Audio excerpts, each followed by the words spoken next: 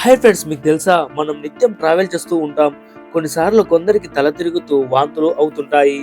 ఇలా ప్రయాణిస్తున్న సమయంలో వాంతులు ఎందుకు అవుతాయి?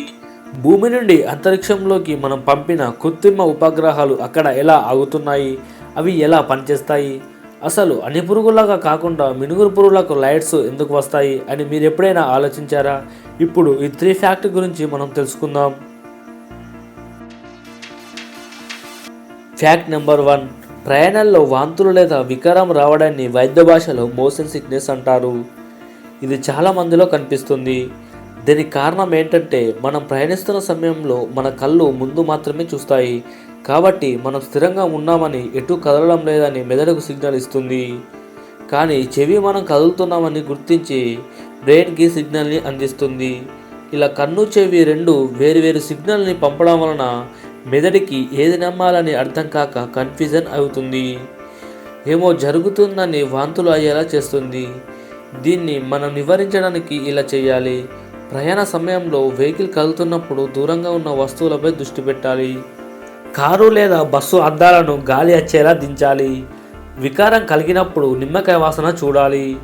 లవంగా లేదా యాలకులు నమలాలి. Fact number 2.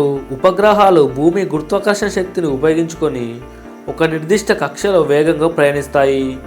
మనం రాకెట్ల ద్వారా అంతరిక్షంలోకి పంపబడిన శాటిలైట్స్ అక్కడ సోలార్ పానల్స్ని సూర్యరశ్మిని ఉపయోగించుకొని విద్యుత్ శక్తిగా మార్చుకొని ఉపగ్రహంలోని ఎలక్ట్రానిక్ పరికరాలకు నిరంతరం శక్తిని అందిస్తాయి.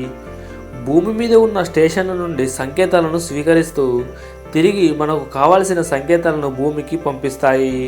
ఉదాహరణకు టీవీ ప్రచారం, రేడియో, వాతావరణ సూచన, GPS, ఎర్త్ అబ్జర్వేషన్ వంటి పనులకు ఇవి ఉపయోగపడతాయి. గురుత్వాకర్షణ శక్తి మరియు కేంద్ర శక్తి సమతుల్యత కారణంగా ఉపగ్రహాలు భూమిపై పడిపోకుండా స్థిరమైన కక్షలో నిరంతరం తిరుగుతాయి.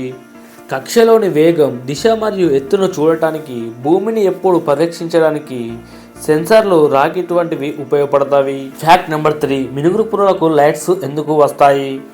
మన జీవితంలో చాలాసార్లు మినుగురు పురుగులకి లైట్స్ రావడం చూస్తుంటాం. ఇవి ఒక రకమైన కీటకాలు. ఇవి ఎక్కువగా వర్షాకాలం, శీతాకాలంలో కనిపిస్తాయి. ఇవి ఇచ్చే కాంతి వేడి లేకుండా ఉంటుంది. దీనికి కారణం ఏంటంటే వాటి శరీరంలో జరిగే ఒక రకమైన జీవరసాయనిక చర్య. అంటే పక్షులు, జంతువులు, కీటకాలు ఇతర జీవుల నుండి తమను తాము రక్షించుకోవడానికి జత కట్టేందుకు, తమ జాతి జీవులకు సంకేతాలు పంపేందుకు ఇవి కాంతిని ఇస్తాయి. ఈ మినుగురు పురుగు పొట్ట కింద భాగ కణాలలో ట్రాన్స్ఫెరిన్ అనే ఒక వర్ణ ద్రవం ఉంటుంది. వెలుగు రావడం అనేది ఆక్సిడేషన్ చర్య వలన జరుగుతుంది. ట్రాన్స్ఫెరిన్ ఆక్సిడేషన్తో కలిసి ట్రాన్స్ఫెరాజ్ అనే ఎంజైమ్ సమక్షంలో చర్చ జరుగుతుంది. ఫలితంగా ఆక్సిట్రాన్స్ఫెరిన్ శక్తి వెలువడుతుంది. ఈ విధంగా వెలువడిన శక్తి వెలుగుగా మారుతుంది. ఈ వీడియో మీకు నచ్చినట్టయితే లైక్ చేయండి. మరిన్ని ఇంట్రెస్టింగ్ ఫ్యాక్ట్ కోసం మన ఛానల్ని సబ్స్క్రైబ్ చేయండి. అలాగే అప్డేట్ పొందడానికి నోటిఫికేషన్ని ఆన్లో ఉంచండి.